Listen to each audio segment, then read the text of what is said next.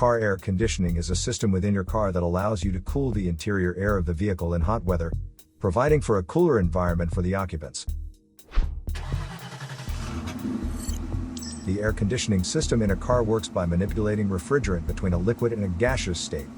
The refrigerant is compressed and cooled off in the car's condenser, which is mounted right in front of the radiator.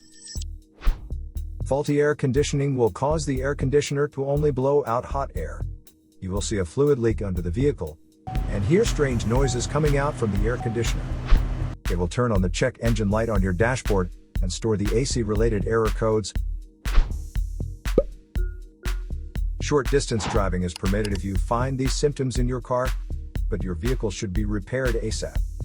To save more money on car expenses, claim a free engine code scanner by clicking the link here or at the description link below.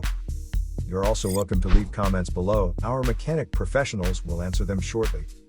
Don't forget to like and subscribe to our channel. Thanks again for watching this video.